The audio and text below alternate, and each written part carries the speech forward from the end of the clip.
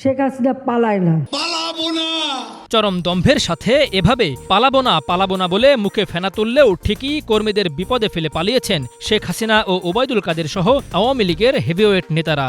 এখন মনে হচ্ছে যেন তাদের অস্তিত্বই বিলীন হয়েছে। 7 মাস পেরিয়ে গেলেও নেই তাদের খোঁজ, এমনকি ঈদ উপলক্ষেও কেউ আসেননি সামনে।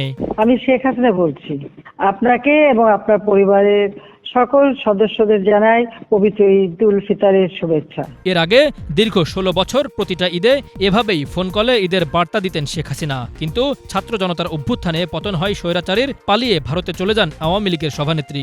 সেখান থেকে মাঝে মাঝে ফোন কল কিংবা ভার্চুয়ালি হুমকি ধামকি দিলেও প্রকাশ্যে আসার সাহস দেখাননি। শেখ হাসিনা শুধু নিজেই পালাননি, 5 আগস্ট পালানোর আগে নিজের পরিবারের সদস্যদের নিরাপদে সরে যাওয়া নিশ্চিত করেছেন। এরপর নিজের বোন শেখ রেহানাকে নিয়ে পালিয়ে যান ভারতে। গ্রামগঞ্জের কর্মীরা উৎকণ্ঠায় থাকলেও বিদেশে ফুরফুরে মেজাজে আছেন তাপস, পরশ, নিক্সন, শেখ তন্ময় সহ শেখ পরিবারের সকল সদস্যই। নেতাকর্মীদের ফেরারি বানিয়ে একটি বংশের সকলেই পালিয়েছেন। এদিকে এখনও প্রকাশ্যে আসেননি ছাত্রলীগের হুঙ্কার দেয়া 2 কেন্দ্রীয় নেতা সাদ্দাম হোসেন কিংবা শেখ ওয়ালি আসিফ ইনান। বারবার হুঙ্কার দিয়ে মাঠ কাঁপালেও এমনভাবে পালিয়েছেন যে এতদিন পরও সামনে আসতে পারেননি। আত্মগোপনে থেকে মাঝে মাঝে সামাজিক মাধ্যমে কর্মীদের ঝুঁকি নিয়ে মাঠে নামার ঘোষণা দিয়ে নিজেরা ঠিকই থাকছেন নিরাপদে।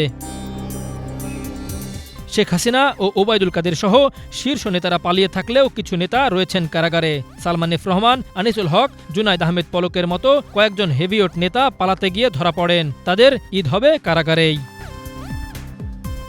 Bangla vision news desk.